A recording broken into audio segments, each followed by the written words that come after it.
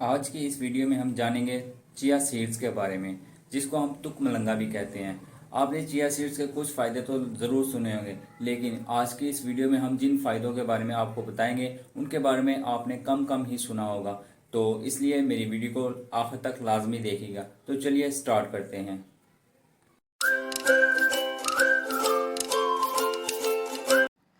बचपन से हम एक ही बात सुनते आ रहे हैं कि जब भी गर्मियां आएं तो तुक मलंगा को पानी में डालकर पिएं या फिर शरबत में डालकर पिएं, जो कि मैदे के लिए बहुत ही मुफीद है।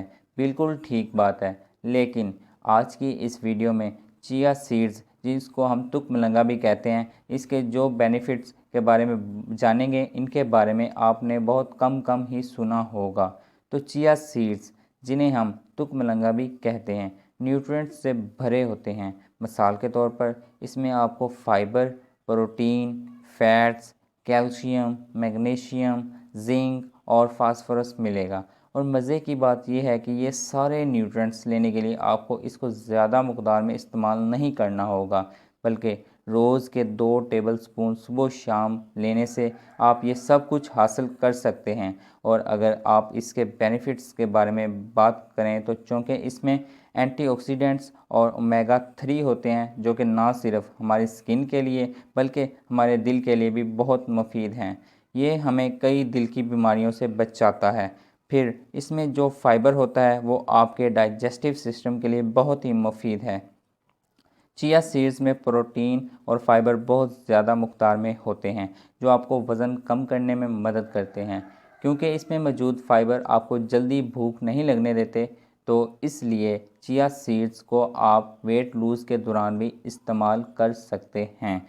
इसमें मौजूद कैल्शियम, जिंक और फास्फोरस आपकी हड्डियों के लिए बहुत ही मुफीद है और ये आपकी हड्डियों को मजबूत तर बनाते हैं। फिर इसकी सबसे मज़ेदार बात यह है कि आप इसको किसी भी डाइट में इस्तेमाल कर सकते हैं। आप इसको योगर्ट में भी इस्तेमाल कर सकते हैं, योगर्ट और सब्ज़ी में भी इस्तेमाल कर सकते हैं। मतलब कि इसको कंज्यूम करना बहुत ही आसान है। और एक तो ये हमें मार्केट से बहुत ही आसानी से मिल सकता है।